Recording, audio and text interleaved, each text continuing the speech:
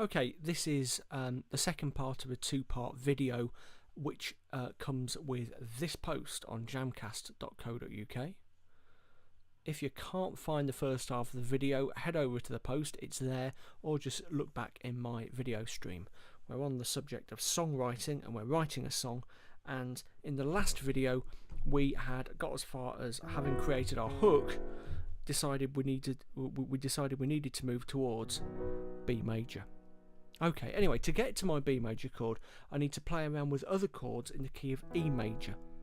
In this instance, I've decided to get from my hook to my B major dominant chord via F sharp minor 7 and C sharp minor 7. I'm going to do it like this.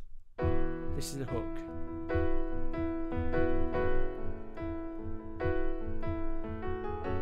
F sharp minor 7, C sharp minor 7, B. Notice I'm sticking with B rather than going for B7, which I think will probably sound a little bit cheesy and obvious. Something else you might notice is that there's a tune beginning to emerge, especially as we go up onto the F sharp minor 7.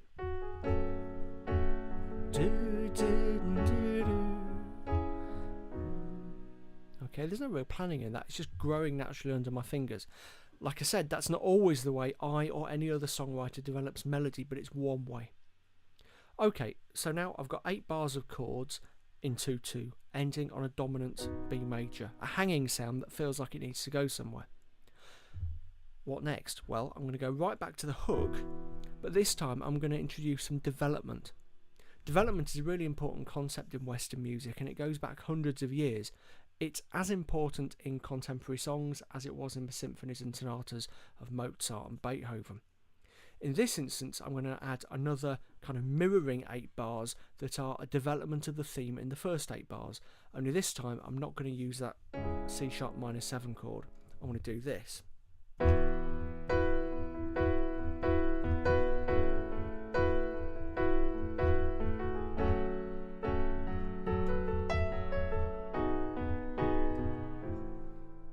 Again, I've got the effect of a hanging chord. The sequence wants to move on somewhere, but instead of landing on a B major, I brought myself down to A minor 6.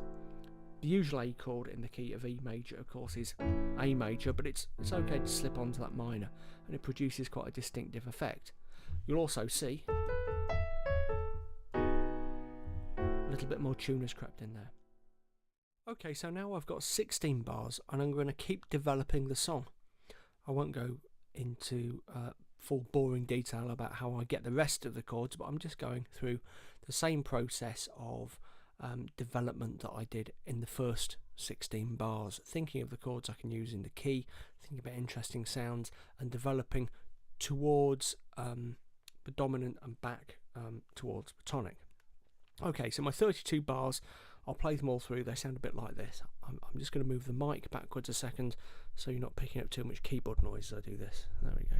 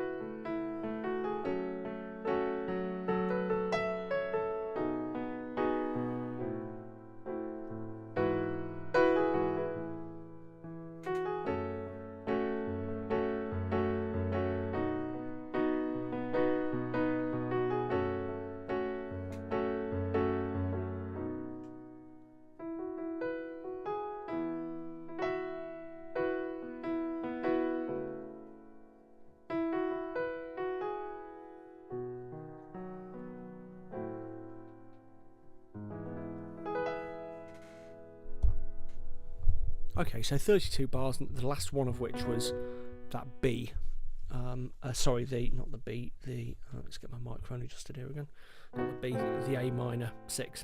Okay. One point to make there is that 32 bars is a good natural length for a chord progression. Other natural lengths are 4 and 8 bars. A lot of loops, if you use GarageBand and other DAWs, a lot of loops are 4 and 8 bars long. 12 bars, like 12 bar blues, is a common length for a sequence, as are 16, 24, 32 bars, like ours. All of those lengths tend to sound like natural finished chord structures. If the verse or chorus or bridge or whatever in your song doesn't match one of those lengths, don't worry, that's absolutely fine.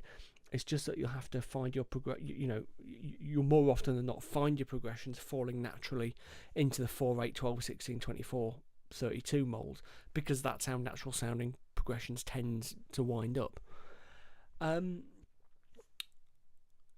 Second point, I've got more than enough in those 32 bars to develop a complete song. I could think about adding little bits of extra bridges or maybe a completely separate verse or chorus, but there's enough material there, I think, to sustain a song. If this chord progression, 32 bars, were repeated 4 times, let's say 3 times through with lyrics plus instrumental, and we included a bit of intro and outro material, we would have something close to a 4-minute song. Why overcomplicate things? Some of a really great rule for writing pop songs especially, but any sort of contemporary song is, if in doubt, err on the side of keeping it simple. Okay, so in the next tutorial we're going to look at the chord sequence that we've worked up in a bit more detail. We're also going to think about lyrics, which we haven't addressed so far, and we're going to begin to sketch out some of the ideas for arrangements and orchestrations in GarageBand. If you have any questions or comments, this, as a reminder, is the original Jamcast post where these videos are embedded. Head over to the post a question, post a comment, and I will get back to you as soon as possible.